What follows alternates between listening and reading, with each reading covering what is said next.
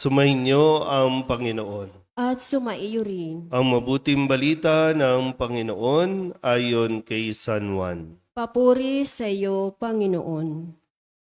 Noong panahong iyon, sinabi ni Jesus sa mga Hudyong naniniwala sa Kanya, "Kung patuloy kayong susunod sa aking aral, tunay ngang kayo'y mga alagad ko. Makikilala ninyo ang katotohanan at ang katotohanan ang magpapalaya sa inyo." "Lahi kami ni Abraham," tugon nila, "at kailanmay di kami naalipin ninuman. Paano mo masasabing palalayain kami?" Sumagot si Jesus, "Tandaan ninyo, alipin ng kasalanan ang lahat ng nagkakasala. Ang alipin ay hindi kabilang sa sambahayan sa habang panahon. Subalit ang anak ay kabilang magpakailanman. Kapag kayo'y pinalaya ng anak, tunay nga kayong malaya. Nalalaman kong lahi kayo ni Abraham.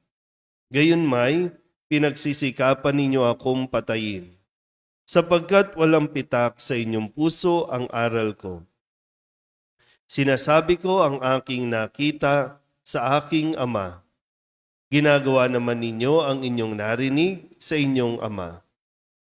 Sumagot sila, "Si Abraham ang aming ama. Kung kayo'y mga anak ni Abraham, tutularan ninyo ang kanyang ginawa," ani Jesus. "Ngunit pinagsisikapan ninyo akong patayin. Gayong sinasabi ko lamang ang katotohanang narinig ko sa Diyos. Hindi ganyan ang ginawa ni Abraham. Ang ginagawa ninyo'y tulad ng ginawa ng inyong ama." "Hindi kami mga anak sa labas," tugon nila. "Ang Diyos ang aming ama." Sinabi ni Jesus, "Kung talagang ang Diyos ang inyong ama, iibigin ninyo ako, sapagkat nagmula ako sa Diyos. Hindi ako naparito sa ganang sarili ko lamang, kundi sinugo niya ako." Ang mabuting balita ng Panginoon. Pinupuri ka namin, Panginoong Hesukristo. Umupo po ang lahat. Isang mapagpalang umaga po sa inyong lahat. Ngayon po ay Miyerkules ng ikalimang linggo ng ating 40 araw na paghahanda. At dito po ipinahayag ni Jesus na nagnanais o may mga taong nagnanais siyang patayin dahil sa kanya po mga ipinahayag. Ang kanya pong pagkatao, ang kanyang pagkakakilanlan, ang katotohanan. Hindi ko alam kung gaano na po ang naranasan natin na mapatunayan ang ating pong pananampalataya o ang ating pananalig. Pag sinabing Katoliko, no, tayo po ay tagasunod ni Kristo, pero gaano nga ba natin ito isinasabuhay?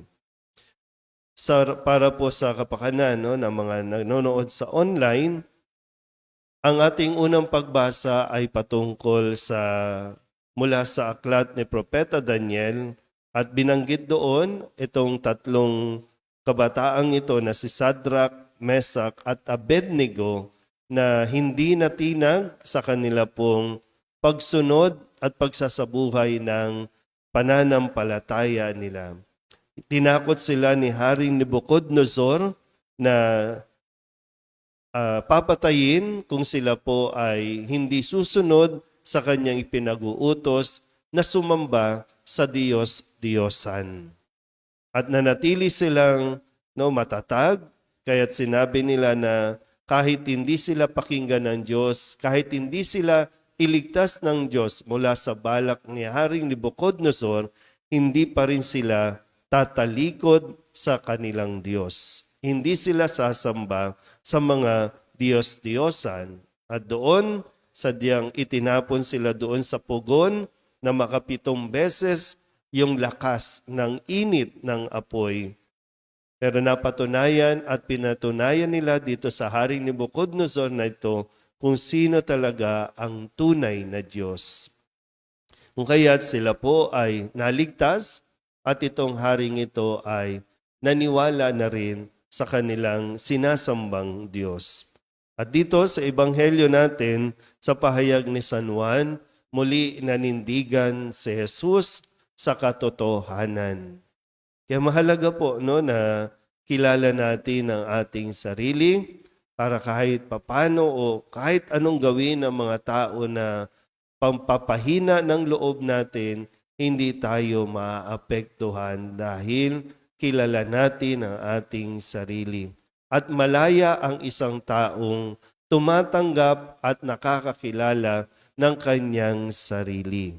Sabi nga ni Jesus, ang kalayaan ang magpapalaya o ang katotohanan ang magpapalaya sa atin. So, ang katotohanan na dapat nating tanggapin, dapat nating isabuhay, tayo po ay anak ng Diyos, tayo ay minamahal ng Diyos, at kahit ano pa ang ating nagawa, hindi tayo hinuhusgahan ng Diyos. Hindi naman diyan nagtatapos, Habang atin pong ipinapahayag ang katotohanan ito, hindi rin naman titigil ang mga elemento sa paligid natin, lalong-lalo na ang kalaban, Ang demonyo na tayo po ay talagang tuksuhin, tayo po ay papanghinain ang ating kalooban sa pamamagitan ng mga problema, mga pagsubok. Pero kahit sana may mga ganitong pangyayari sa buhay natin, hindi tayo matinag sa ating pananampalataya. Maging malinaw nawa ito sa atin. At mangyayari lang yan, siyempre, kung patuloy natin tutuklasin at uunawain ang pananampalataya na ipinagkaloob sa atin. Amen?